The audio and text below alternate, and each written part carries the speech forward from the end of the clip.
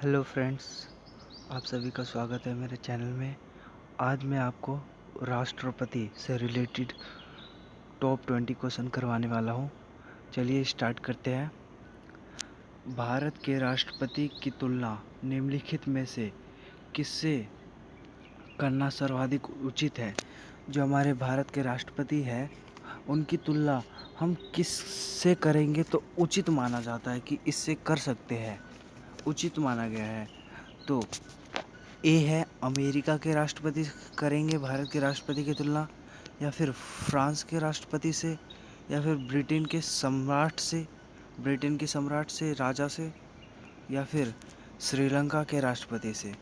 अगर देखा जाए तो भारत की हम जो राष्ट्रपति है भारत के जो राष्ट्रपति है उसकी तुलना हम कर सकते हैं ब्रिटेन के जो सम्राट है उससे।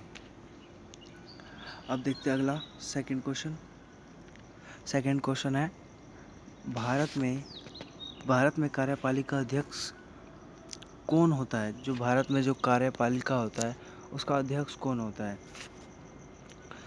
ए राष्ट्रपति, या फिर बी प्रधानमंत्री, सी विरोधी दल का नेता, या फिर डी भारत सरकार का मुख्य सचिव। तो जो कार्यपालिका जो अध्यक्ष होता है भारत में वो राष्ट्रपति होते हैं। अब देखते हैं थर्ड क्वेश्चन देखते क्या है। संघ की कार्यपालिका शक्ति निहित है, किसमें निहित है? संघ की जो कार्यपालिका की जो शक्ति होती है वो किसमें निहित होती है? तो देखते क्या है ऑप्शन में, प्रधानमंत्री में निहित होती है, राष्ट्रपति में निहित होती है, या फिर जो मंत्री परिषद होते हैं उसमें निहित होते हैं, या फिर संसद में निहित होते हैं। तो संघ की ऐसी कार्यपालिका बतानी है ना जिसमें शक्ति जो होती है कार्यपालिका की वो निहित होती है। तो वो और कोई नहीं है दोस्तों, वो है राष्ट्रपति। इसका आंसर हो जाएगा हमारा बी हो जाएगा राष्ट्रपति। देखते हैं फोर्थ क्या है। जो भारत का राष्ट्रपति वो क्या है? राज्य का जो प्रधान होता है वो है, या फिर राज्य का प्रधान नहीं है, या फिर केवल सरकार का प्रधान है, या फिर डी राज्य और सरकार दोनों का प्रधान है। तो देखिए दोस्तों, जो भारत के जो राष्ट्रपति होते हैं ना दोस्तों वो राज्य का प्रधान होता है। राज्य के जो प्रधान होते हैं वो राष्ट्रपति होते हैं।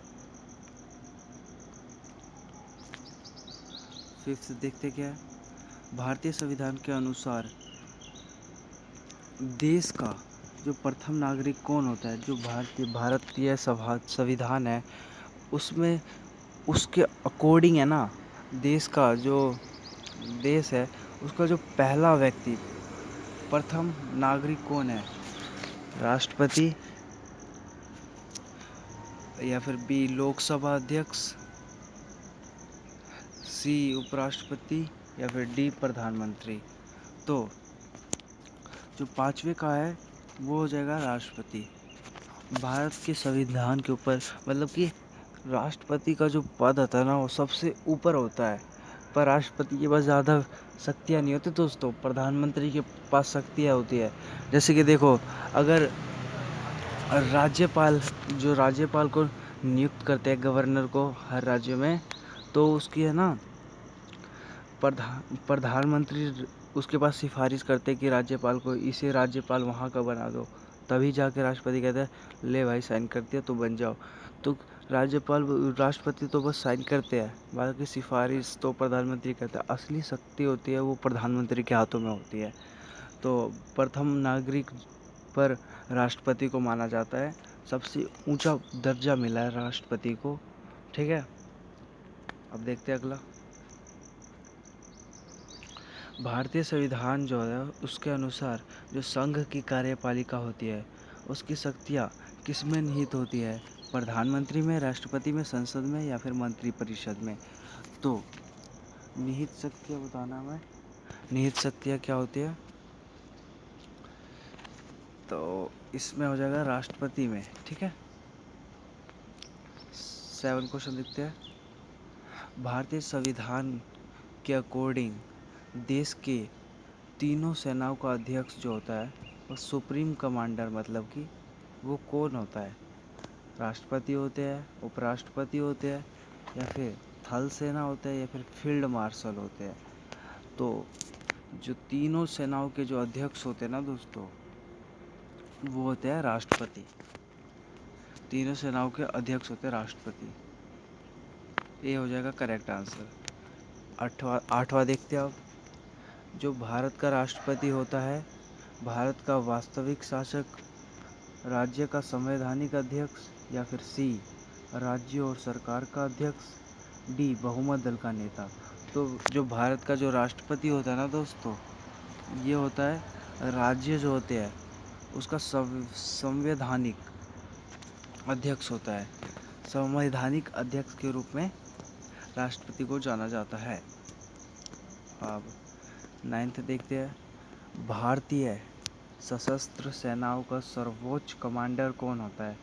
जो सशस्त्र सेना होता है भारतीय, उसका जो कमांडर होता है वो कौन होता है? इसमें ये बताना है कमांडर हमें कौन होता है।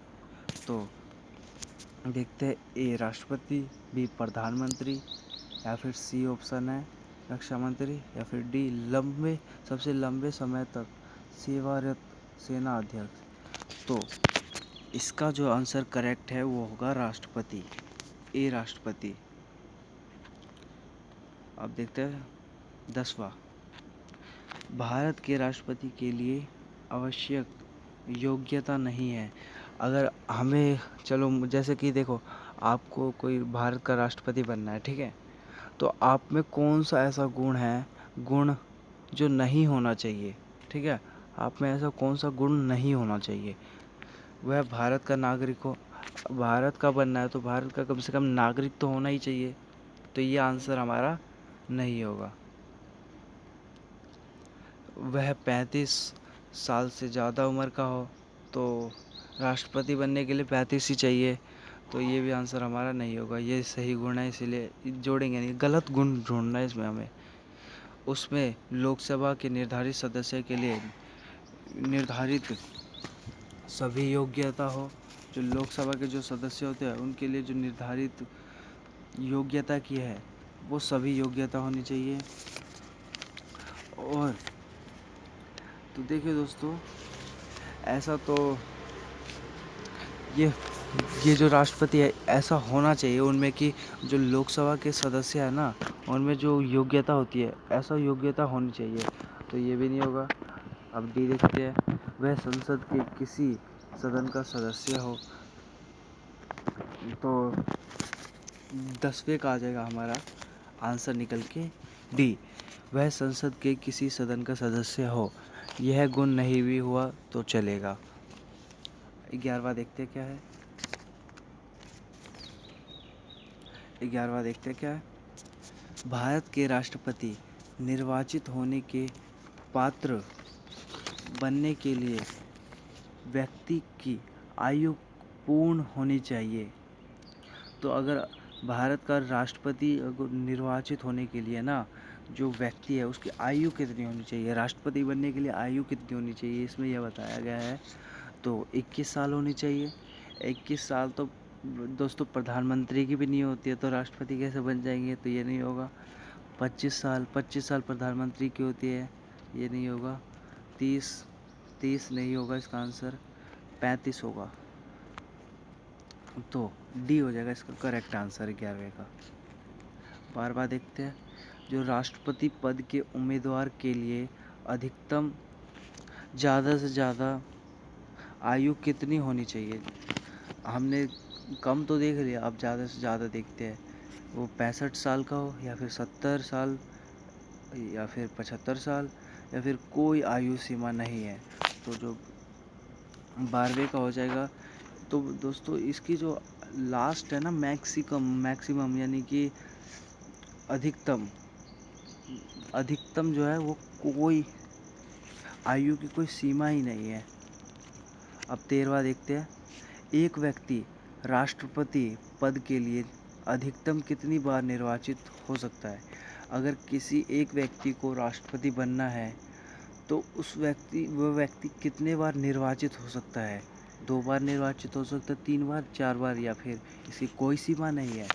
तो एक व्यक्ति जो है ना कितने बार भी हो सकता है, इसकी कोई सीमा ही नहीं होती दोस्तों। तो इसका डी हो जाएगा करेक्ट आंसर। 14 देखते हैं, राष्ट्रपति का निर्वाचन किस प्रकार से होता है। जो राष्ट्रपति का निर्वाचन किया जाता है वो किस प्रकार से होता है। प्रत्यक्ष रूप से। क्या हम वोट डालते हैं राष्ट्रपति के चुनाव में? दोस्तों हम वोट नहीं डालते, जो हमारे चुने हुए अध्यक्ष होते हैं वो वोट डालते हैं।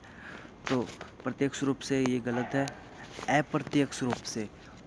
तो देखिए दोस्तों, अप्रत्यक्ष रूप से बिल्कुल सही बता रखा है।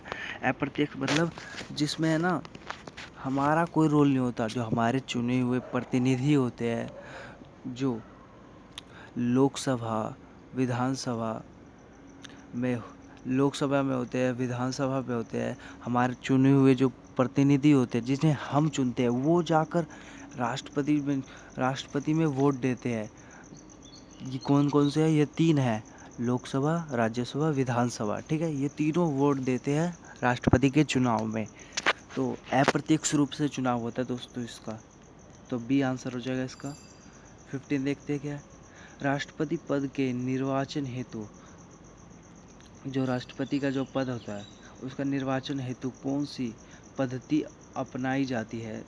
देखते हैं इसमें कौन सी पद्धति अपनाई जाती है।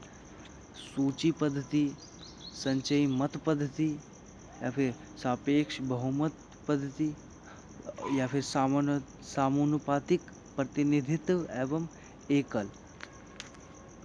तो इसमें हम बताएंगे कि जो राष्ट्रपति पद होता है, अगर किसी को हमें राष्ट्रपति पद के लिए किसी व्यक्ति को हमें चुनाव करवाने मत हो, वो जो ये राष्ट्रपति के पद के लिए ना चुनाव किस तरह का होता है ये इसमें बताना है हमें। इजी लैंग्वेज में बता दिया मैंने आपको। तो वो होती है, इसका डी हो जाएगा आंसर। इसे कहते हैं एकल संक्रमणीय मत पद्धति। मतलब कि है ना एक मत के द्वारा है ना अपने अलग अलग विचार प्रकट करना। इसका मतलब होता है कि देखो, कोई भी है ना राष्ट्रपति पद के लिए कोई भी 4 लोग खड़े होते हैं, 4 लोग खड़े होते हैं। ठीक है, तो अगर राष्ट्रपति के चुनाव में लोकसभा, राज्यसभा और विधानसभा का लेते हैं, वो भाग लेते हैं, तो सभी के वोटों की पावर अलग अलग होती है। जैसे कि 4 हुए, तो अगर मैं लोकसभा का कोई एक मेंबर हूँ, ठीक है, तो मुझे वोट देना है, तो मैं क्या करूँगा। देखो मेरे पास 4 वोट है दोस्तों। जैसे कि मैंने इस जो है ना इस आदमी को दे दिए 1 नंबर, और जो ये है इसे 2 नंबर दे दिए, इसे 3 दे दिए, इसे 4 दे दिए। ठीक है, एक मत के द्वारा मैंने अलग अलग विचार प्रकट किए। ठीक है, जो सबसे अच्छा लगता है उसे 1 देना, उसके बाद उसके बाद सेकंड देना। इस ऐसा ही होता है राष्ट्रपति के चुनाव में एकल संक्रमणीय मत पद्धति। मतलब कि एक मत के द्वारा अपने विचार प्रकट करना, चॉइस। अगला देखते हैं, राष्ट्रपति जो पद होता है उसके चुनाव संबंधी विवाद को किसे निर्देशित किया जाता है। तो निर्देशित किसे किया जाता है? संसदीय समिति को, लोकसभा अध्यक्ष को, निर्वाचन आयोग को, या फिर उच्चतम न्यायालय को। करेक्ट आंसर है 16वें का हो जाएगा डी, उच्चतम न्यायालय। 17वां, राष्ट्रपति के चुनाव के लिए प्रस्तावक एवं अनुमोदकों की कम से कम कितनी संख्या होनी चाहिए। तो देखते हैं कम से कम संख्या कितनी होनी चाहिए। 10 से 10, 20 से 20, या फिर 50 से 50, या फिर 100 से 100। ये जितने भी ऑप्शन हैं चारों, इनमें से हमें एक करेक्ट आंसर ढूंढना है। तो दोस्तों देखिए, जो राष्ट्रपति के चुनाव के लिए ना प्रस्तावक और किस कम से कम संख्या होनी चाहिए। तो जो प्रस्तावक होता है ना उसकी कम से कम संख्या होनी चाहिए 50 से 50। ये कम से कम संख्या बता रहा हूँ दोस्तों मैं। 18वां देखते हैं, भारत का राष्ट्रपति निर्वाचित होने के लिए निम्नलिखित में से कौन सी बात अयोग्यता मानी जाती है। मतलब कि अयोग्य होती है वो बात राष्ट्रपति बनने के लिए। भारत का नागरिक हो या फिर 35 वर्ष की आयु पूर्ण कर चुका हो, लोकसभा का सदस्य निर्वाचित होने के लिए अर्हित हो या फिर कोई लाभ का पद ग्रहण किए हुए हो। तो अयोग्य बातें मान हमें कौन सी है वो बतानी है। तो अगर किसी को राष्ट्रपति बनना है ना, तो वो किसी लाभ पद पर नहीं हो सकता। तो जो डी है वो है अयोग्य बात राष्ट्रपति के पद के लिए। ये होना नहीं चाहिए राष्ट्रपति के पद की। अगर कोई बनता है तो इसमें ये नहीं होना चाहिए कि वो सरकारी नौकरी पर भी हो और राष्ट्रपति का भी चुनाव लड़ रहा हो। ऐसा नहीं होगा, उसे राष्ट्रपति का चुनाव लड़ने नहीं दिया जा सकता। 19वां देखते हैं। भारत में जो राष्ट्रपति होता है उनका चुनाव किया जाता है प्रत्यक्ष निर्वाचन द्वारा, एकल हस्तांतरित मत पद्धति द्वारा या फिर अनुपातिक मत पद्धति, खुला बैलेट प्रणाली द्वारा। तो राष्ट्रपति का तो अभी मैंने बताया था आपको, इसका हो जाएगा एकल संक्रमणीय मत पद्धति और ये इसके द्वारा बी हो जाएगा करेक्ट आंसर। 20वां, राष्ट्रपति पद का जो चुनाव होता है वो संचालित किया जाता है किसके द्वारा? लोकसभा के जो अध्यक्ष होते हैं उनके द्वारा, प्रधानमंत्री द्वारा, निर्वाचन आयोग द्वारा या फिर संसदीय मामलों के मंत्री द्वारा। तो जो है ना, ये निर्वाचन आयोग के द्वारा ही संचालित होता है। राष्ट्रपति के पद का चुनाव निर्वाचन आयोग के द्वारा ही संचालित होता है। तो दोस्तों, जो आज का वीडियो है यहीं पे समाप्त होता है। एंड हो गया आज का वीडियो। अब मिलते हैं नेक्स्ट वीडियो में। हमारी वीडियो रोज़ शाम में 5 बजे अपलोड हो जाती है। अगर कोई शॉर्ट्स वीडियो होता है तो वह सुबह 8 बजे अपलोड हो जाता है। तो 5 बजे हमारी न्यू वीडियो आ जाती है। अगर अभी तक आपने चैनल को सब्सक्राइब किया तो सब्सक्राइब कर दीजिए और बेल आइकन को दबा दीजिए ताकि हमारी जो लेटेस्ट वीडियो आती है वो जल्द से जल्द आप तक पहुंच जाए। तो आज का वीडियो इतना ही। ज़्यादा से ज़्यादा वीडियो शेयर कीजिए फ्रेंड्स। मिलते हैं नेक्स्ट वीडियो में।